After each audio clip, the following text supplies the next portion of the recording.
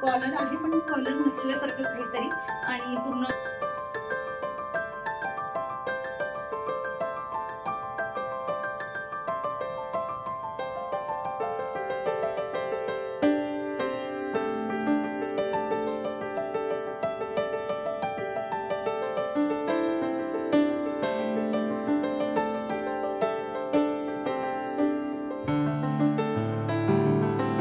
गेल्या वेळी कांद्याचा रस लावला होता ना, मला काही चांगला असा रिझल्ट मिळाला नाही, पण पहिल्याच वेळा लावला आणि आपण कितीतरी अपेक्षा करायची नाही का, म्हणून आता दुसऱ्यांदा लावते. सो या welcome back to my channel. कसे आहात तुम्ही सगळे? अपेक्षा करते की खूप छान मस्त आणि मजेत असणार. माझी हेअरफॉलची जर्नी कंटिन्यू सुरू आहे. म्हणजे गेल्या दीड महिन्यापासून जेवढा हेअरफॉल होतोय ना, आताही सेम तसाच चाललाय. बरेच वेगवेगळे शॅम्पूही ट्राय करून बघितले, पण माझं काही डॅन्ड्रफ जो आहे तो काही कमी व्हायचं नाव होतच नाहीये. आणि त्यातल्या त्यात बाकी गोष्टींचा प्रॉब्लेम तर आहेच, जो मी तुम्हाला रोज व्हिडिओमधून सांगत असते की काय काय आमच्याकडे प्रॉब्लेम आहे आणि त्याचं जे आहे ते मला सगळं भुगतान हे करावं लागतंय.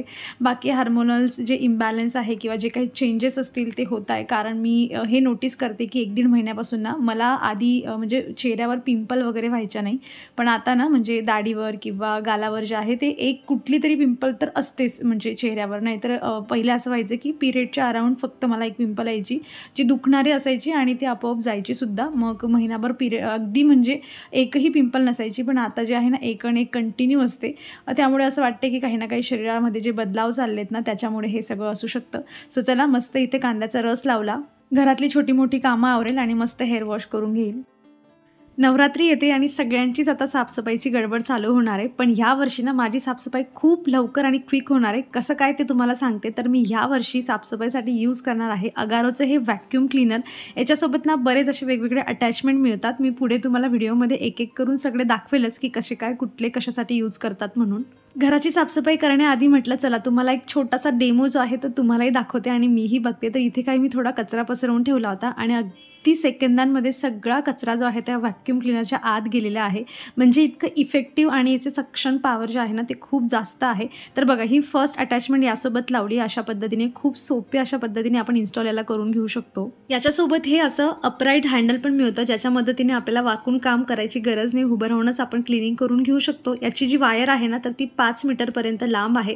आता तुम्ही माझ्या घरातली धूळ इथे बघू शकतात. अगदी खिडक्यांमध्ये काय आणि सोफ्यावर कानाकोपऱ्यामध्ये बरीच धूळ आहे जी कितीही क्लीन केली ना हाताने तरी ती क्लीन होत नाही. आणि म्हणूनच मी या व्हॅक्यूम क्लीनरच्या मदतीने ही सगळी धूळ जी आहे ना ती क्लीन करून घेणार आहे. तर मी फर्स्ट अटॅचमेंट याला जॉईन केलेलं होतं आणि अशा पद्धतीने फक्त आपल्याला याच्यावर फिरवायचं आहे. खिडकीतली ही बारीक बारीक धूळ तुम्ही इथे बघू शकतात. अगदी सेकंदांमध्ये सगळी व्हॅक्यूम क्लीनरच्या आत गेलेली आहे. इतकं सक्शन पॉवर जे आहे ना याचं स्ट्रॉंग आहे. यासोबत मिळालेल्या सेकंड अटॅचमेंटमुळे ना आपण कार्पेट म्हणा नाहीतर मग जे काही आपले सोफे असतात ब्लँकेट्स असतात ते आपण क्लीन करून घेऊ शकतो. तर मी हे सेकंड अटॅचमेंट इथे लावलेलं आहे आणि माझ्या सोफ्यावरची धूळ जी आहे ना ती अशा पद्धतीने सगळी काढून घेते. म्हणजे यामधून इतकी धूळ निघते ना जी आपल्याला प्रत्यक्ष डोळ्यांना सुद्धा दिसत नाही, एवढे आपल्या सोफ्यामध्ये म्हणा किंवा कार्पेटमध्ये धूळ असते. फक्त अशा पद्धतीने आपल्याला सगळ्याकडे फिरवून घ्यायचं आहे. सगळी धूळ त्यामध्ये येते आणि ह्याच अटॅचमेंटच्या मदतीने मी अगदी कर्टनसुद्धा क्लीन करून घेतले. आता हे शेवटचं अटॅचमेंट याच्या मदतीने आपण फ्लोअर क्लीन करून घेऊ शकतो. घरामध्ये जर लहान मुलं असली ना मग फरशीवर हा सगळा पसारा नेहमीच पडून असतो आपला आणि कितीही आवरा करून करून आपण दमतो पण मुलं मात्र दमत नाही. पण याच्या मदतीने अगदी झटक्यामध्ये आपण पूर्ण फ्लोअर जे आहे ते क्लीन करून घेऊ शकतो. इथे तुम्ही बघू शकतात बराच कचरा पडलेला होता आणि अगदी म्हणजे त्यावर फिरवलं की तेवढी जागेचं जे आहे ते पूर्ण क्लिनिंग होऊन जाते. आणि आता जे मी तुम्हाला दाखवणार आहे ना खरं तर त्याच्यावर माझाही विश्वास होत नव्हता. म्हणजे एवढी धूळ एवढ्या कमी एरियामधून निघेल असं मला वाटलंच नव्हतं. तुम्हीच बघू शकता इथे याच्या फिल्टरमध्ये सगळी धूळ जी होती ना ती साचून राहिलेली होती आणि काढल्यानंतर लक्षात आलं की अरे बापरे इतकी धूळ जी आहे ती माझ्या घरामध्ये होते. म्हणजे वरवर दिसणारं क्लीन घर हे आतून किती खराब असतं. आज ते मला या व्हॅक्यूम क्लीनरचा उपयोग करून जे आहे ते समजलेलं आहे. आता मी तुमच्यासोबत काही मिंत्रावरून कुर्ता सेट मागवलेले आहेत ते शेअर करणार आहे आणि अगदी क्विक जे आहे ते तुमच्यासोबत शेअर करते. मागच्या वेळेस म्हणजे मागच्या व्लॉगमध्ये पण मी तुमच्यासोबत मिशोच्या वस्तू ज्या शेअर केल्या होत्या तुमचा चांगला प्रतिसाद मिळाला त्यामुळे म्हटले ह्याच व्हिडिओमध्ये ॲड करते. आणि आज जो आहे ना तो मिंत्रावर सेल चालू झालेला आहे त्यामुळे तुमची सेविंग पण होऊन जाईल जर तुम्हाला कपडे घ्यायचे असतील तर. सो चला मग आता सुरुवात करूयात. सो चला मग आता आय होप तुम्हाला या 4-5 ड्रेसमधून कुठला ना कुठला जो आहे तो नक्कीच आवडेल. तुम्ही ऑर्डर प्लेस करा. शेवटी मी चॉईसमध्ये खूप स्क्रोलिंग करून मग ते जास्त ऑर्डर करत असते. तर सगळ्यात आधी मी तुम्हाला हा रेडवाला दाखवते. बाय द वे सगळ्यांच्या लिंक तुम्हाला डिस्क्रिप्शन बॉक्समध्ये मिळून जातील किंवा तुम्ही जे आहे मी प्रोडक्ट टॅग करते ना तिथेही टॅग करून देईल, तुम्ही कुठूनही परचेस करून घेऊ शकता. सगळे मिंत्रावरचे प्रोडक्ट आहे सो तुम्ही कुठूनही घेतलं तरी तुम्हाला सारखंच पडणार आहे. तर हा एक रेड मध्ये जो आहे ना कुर्ता आणि पॅन्टचा सेट आहे. कुर्ता आणि पॅन्ट दोघांचा कापड आणि दोघांवरची प्रिंट वगैरे सगळं काही सेम आहे. तर हा ना मी एक्स्ट्रा स्मॉल मध्ये मागवलेला होता माझ्यासाठी. स्लीवलेस आहे, याच्यासोबत तुम्हाला स्लीव्स पण काही मिळत नाही, पण खूप छान आहे, घातल्यावर खूप छान दिसतो. मी इथे तुम्हाला घालून दाखवेल की मला घातल्यावर कसा दिसतोय म्हणून. आणि मला असं वाटतंय की हा एक्स्ट्रा स्मॉल एकदम परफेक्ट आलाय मला, पण धुतल्यानंतर थोडा श्रिंक होऊ शकतो, त्यामुळे एक साईज जी आहे ती जास्त मागवा. आणि धुतल्यावर मला असं वाटतंय की हा प्युअर कॉटन मध्ये आहे, डार्क कलर आहे, खूप मस्त असा डार्क कलर आहे, पण धुतल्यावर पहिल्या वॉशमध्ये थोडा कलर याचा जाऊ शकतो, पण इतका डार्क कलर आहे ना की 1-2 वेळा जरी वॉश करून याचा कलर गेला ना तरी पण तो असा म्हणजे भुरसट दिसणार नाही, असा छान डार्क कलर यायचा.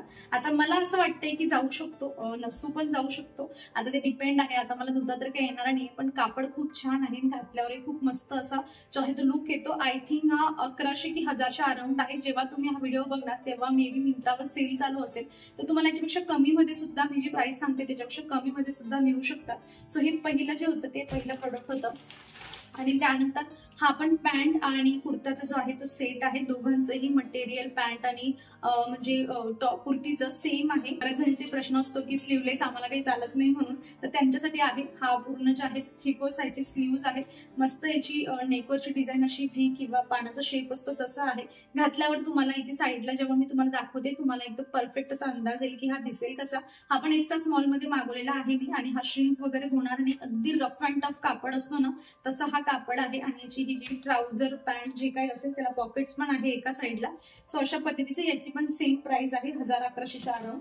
त्यानंतर ही एक कुर्ती आहे आणि ही कलरफुल कुर्ती आहे छान. याच्या हे स्लीवलेस आहे, पण याच्यामध्ये तुम्हाला जे आहे ते स्लीव्स अवेलेबल होतात, तुम्ही अल्टर करून जे आहे ते स्लीव्स याला जॉईन करून घेऊ शकतात अशा पद्धतीने. आणि एक मस्त अशी मल्टी कलर मध्ये व्हाईट कलरची पॅन्ट म्हणा किंवा जीन्स मध्ये पण मला असं वाटतं की जीन्स सोबत पण थोडं छान दिसेल. हा मस्त आहे. एक वेगळा पॅटर्न पाहिजे असेल तर खाली त्यांनी अशा पद्धतीने एक लेस लावली वेगळी आणि छान आहे. आपण कॉटन मध्येच आहे. आय थिंक 400-500च्या रेंज मध्ये जी आहे ती याची किंमत आहे, किंवा कमी जास्त असू शकतं, मला एक्झॅक्टली लक्षात नाहीये. आणि त्यानंतर हा एक कुर्ता सेट आहे. कलर कॉम्बिनेशन खूप छान आहे. 1300 की 1350 अशी काहीतरी याची प्राइस आहे, पण एवढ्या प्राइस मध्ये ना कापड खूपच छान आहे याचा. आणि जी पॅन्टची जी हे ना म्हणजे पॅन्टची थोडीशी डिझाईन जरा वेगळी आहे त्याची. दोघेही साईडला तुम्हाला जे आहे ते पॉकेट याला मिळतात पॅन्टला, आणि खाली असं बलून असतं ना, बलून स्लीव्स बलून पॅन्ट तसं थोडंसं आहे. मस्त दिसतं. कापड खूप छान आहे बाय द वे, खूप सॉफ्ट असं कापड आहे. आणि अशा पद्धतीची ओढणी मी आता काही उघडून दाखवत नाही इथे, पण तुम्हाला इथे व्हिडिओ मध्ये दिसेल. आणि हा पण मी small I think extra small मध्येच मागवलाय वाटतं, मी स्मॉल मध्ये मागवला. याला एक्स्ट्रा स्मॉल मागवला असतं तर एकदम परफेक्ट फिटिंग मध्ये आला असता, पण याच्यासोबत एक गंमत अशी की हा मला तरीही खूप छान फिटिंग मध्ये आला, कारण याच्यासोबत ना इथे अशा 2 दोऱ्या मिळतात, दोघी साईडला दोऱ्या मिळतात अशा. त्या आपण ज्या आहे ते बॅक साईडला अशा बांधून घेऊ शकतो, जेणेकरून आपल्याला पुढून एकदम छान फिटिंग येईल याची. आणि याचा जी नेकवरची डिझाईन आहे ना ती पण थोडी वेगळी आहे, असं युनिक काहीतरी पाहिजे असेल. कॉलर आहे पण कॉलर नसल्यासारखं काहीतरी. आणि पूर्ण जे आहे ती कुर्ती अशा पद्धतीने आहे. पण मला माहित नाही, सध्या मला येलो खूप जास्त आवडायला लागलाय, त्यामुळे प्रत्येक हॉलमध्ये माझा एक तरी येलो असतोच. तर याची जी ओढणी आहे ना पूर्ण प्लेन आहे, फक्त इथे त्यांनी एक लेस लावली ज्या कुर्तीसोबत जी आहे ती मॅच करते. हा पण 1200-1300च्या रेंज मध्ये आहे. आणि याची जी बॉटम वेअर आहे ते पण पूर्ण प्लेन आहे. छान असा हळदीचा कलर असतो ना, हळद कलर तसा कलर आहे, मस्त येल्लो. आणि त्यानंतर जी कुर्ती आहे खूप सुंदर आहे, म्हणजे घातल्यावर खूप छान दिसतो. आता हे इथे डिस्क्राईब करण्यापेक्षा तुम्ही इथे बघा. आणि हा अशा पद्धतीने जे आहे याच्यावर छोटीशी अशी लेस लावली आहे त्यांनी, मस्त नेट सारखी लेस लावली, जी नेट त्यांनी खाली सुद्धा लावलेली आहे अशा पद्धतीने. आणि मस्त असं थोडं येल्लो आणि काय म्हणतात त्याला थोडं स्किन कलर मध्ये कॉम्बिनेशन त्यांनी केलेलं आहे. कापड खूप छान आहे. हा पण मी माझ्यासाठी एक्स्ट्रा स्मॉल मध्ये मागवलेला आहे. श्रिंक वगैरे काही होणार नाही हा, पण कापड खूप मस्त आहे याचा. 3/4 साईज मध्ये याची स्लीव्ज आहे, आणि ज्यांना कुणाला स्लीवलेसचा प्रॉब्लेम आहे त्यांच्यासाठी पण एक मस्त ऑप्शन आहे. सो अशी होती ही छोटीशी शॉपिंग. आणि तुम्हाला रेग्युलर जर माझे हॉल व्हिडिओ बघायचे असतील तर नक्की तुम्ही इंस्टाग्राम जर यूज करत असाल तर तुम्ही हँडलला जे आहे ते तुम्ही फॉलो करा, जेणेकरून त्याच्यावर मिशो फ्लिपकार्ट सगळ्यांचंच मी काही ना काही एक एक दोन दोन जे आहे ते रील त्याच्यावर टाकत असते आणि म्हणजे समजून जातं आपल्याला की ओके असं असं आहे, इतक्या प्राइसमध्ये आपल्याला मिळतंय. आणि बऱ्याच वेळा आपल्याला सर्च करून सुद्धा आपल्या आवडीचं प्रोडक्ट मिळत नाही, पण अशी एखादी रील बघितली, व्हिडिओ बघितला की मग आपल्याला वाटते की नाही हा ड्रेस माझ्यावर खूप छान दिसणार आहे आणि मग घ्यायला आपण मोकळे असतो. सो अशी छोटीशी शॉपिंग होती. सगळ्यांच्या लिंक्स तुम्हाला डिस्क्रिप्शनमध्ये मिळतील किंवा मी प्रोडक्ट टॅग केलेले आहेत. आणि अशा पद्धतीने ब्लॉगमध्येच मी एखादा छोटासा हॉल व्हिडिओ ऍड करत जाऊ का, मला हे पण कमेंटमधून सांगा, जेणेकरून मग मी जे आहे जे रीलसाठी मागवते ते मी याच्यामध्ये असं 2-3 मिनिटांमध्ये क्विक जे आहे ते ऍड करून देत जाईल. सो चला मग आता इथपर्यंत माझं हे काम झालंय. आता याच्या पुढचा दिवस कसा चालतो हा मी तुमच्यासोबत जे आहे ते पुढच्या व्हिडिओमध्ये शेअर करते. मी कालच शॉर्ट व्हिडिओमध्ये आलू पराठ्याची रेसिपी जी होती ना ती तुमच्यासोबत शेअर केली होती आणि मला 2-3 कमेंट आला की त्यामध्ये जे आहे ना थोडी बडीशोप पण अशी बारीक कुटून टाकायची, छान टेस्ट येते. म्हणून आता हा पराठा तर माझा बनून झाला आहे, तुमच्यासोबत आता शेअर करते मी. पण नेक्स्ट टाईम नक्की मी जे आहे ना त्याच्यामध्ये ट्राय करेल आणि मग तुमच्यासोबत शेअर करते की अजून टेस्ट जी आहे ती किती छान झाली असं. आणि जे काही मी आता कसा बनवते ना हे मी तुम्हाला क्विकली पुढे सांगेल. पण इथे पिया जी होती ना मला किती त्रास देते हे तुम्हाला समजेल आता. आणि तिची कंटिन्यू बडबड चालू होती जी तुम्ही ऐका आता.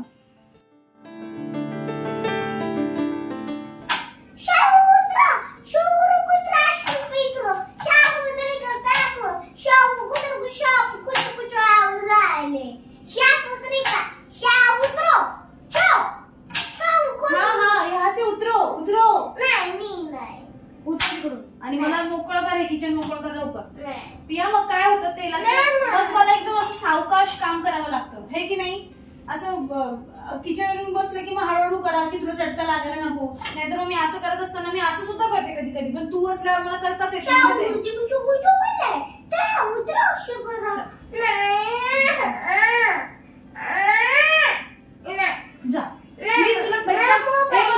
पहिला पराठा एकदम असं क्रिस्पी पराठा बनवते आणि तो तुला देते मस्त एकदम असं. नाही बेटा. तर इथे आलू पराठा बनवण्यासाठी मी इथे उकडलेले बटाटे घेतलेले आहेत, बारीक चिरलेला कांदा घेतला आहे आणि बारीक हिरवी मिरची पण चिरून घेतली. कोथिंबीर मी भरपूर प्रमाणात घातली जेणेकरून पराठ्यामध्ये अगदी छान ती दिसली पाहिजे.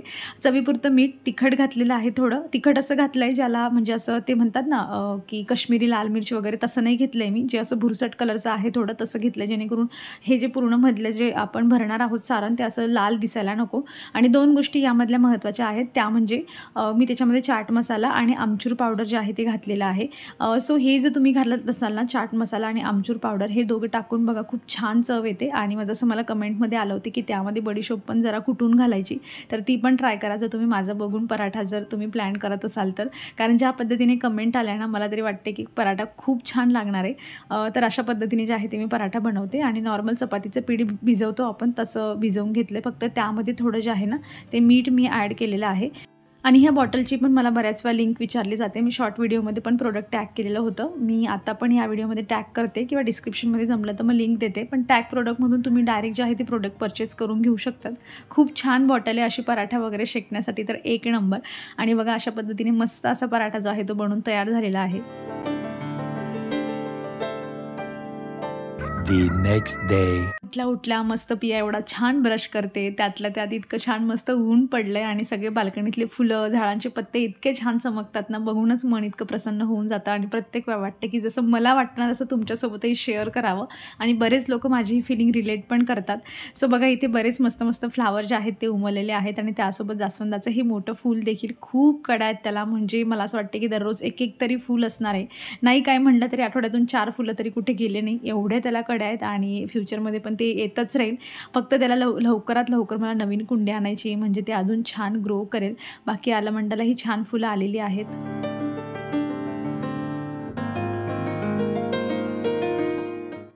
आम्ही तयारी करून कुठेतरी बाहेर फिरायला जातो आहे, म्हणजे असं काही मोठं विशेष नाही, मॉलमध्ये चाललो आहे. अचानकच ठरलं आमचं, कारण मागच्या 2-3 वीकमध्ये कुठेही आम्ही गेलेलो नाही आहे, असं तुम्ही व्हिडिओमध्ये बघितलं असेल. आणि जिथे कुठे जातो मी तुमच्यासोबत शेअर करत असते.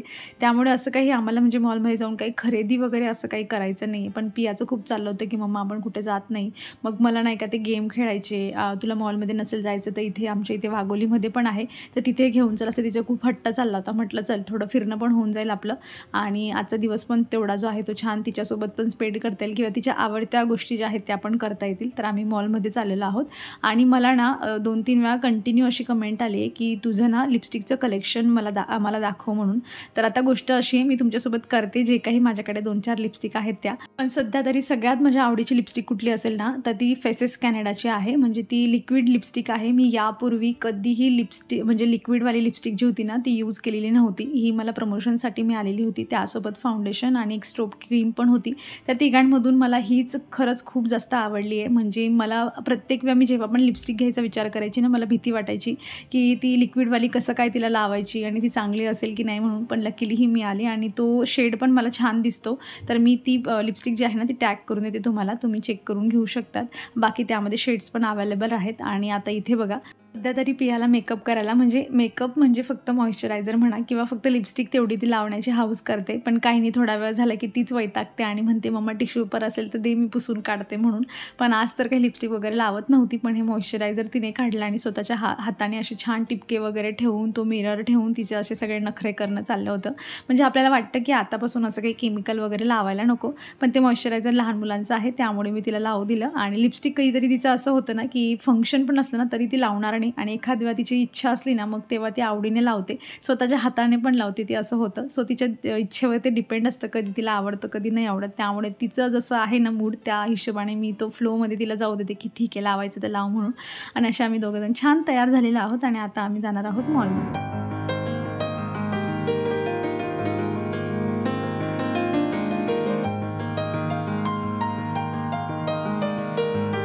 घरातून निघताना आमचं ठरलं होतं की आम्ही अमनोरामध्ये जाऊ असं. पण ना एवढी ट्रॅफिक लागली आम्हाला, म्हणजे वाघोलीच्या बाहेर पडायलाच आम्हाला 1 तास लागून गेला, एवढी ट्रॅफिक होती. म्हणून यांना म्हटलं जाऊ दे, अजून लांब जाण्यापेक्षा आपण रेग्युलर आपण जिकडे गेलो आहोत आपण तिथेच जाऊया आणि लवकर तिथून, कारण रिटर्न येताना पण भरपूर ट्रॅफिक लागते.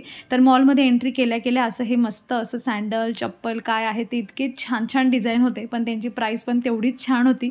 1-2 यांची प्राईस बघितली आणि म्हटलं जाऊ दे, आपल्या काही बसची बात नाही आहे, इथून निघूयात आपण बाहेर. माझी आहे तीच चप्पल चांगली आहे. आणि नंतर मी इथे मोबाईल बघायला आली होती. म्हणजे असं अजून पर्टिक्युलर फिक्स नाही, पण मला असं वाटतं की एखादा चांगला मोबाईल घ्यावा जेणेकरून जे आहे ना म्हणजे तुमच्यापर्यंत अजून चांगल्या क्वालिटीचे व्हिडिओ जे आहे ते पोहोचवता येतील.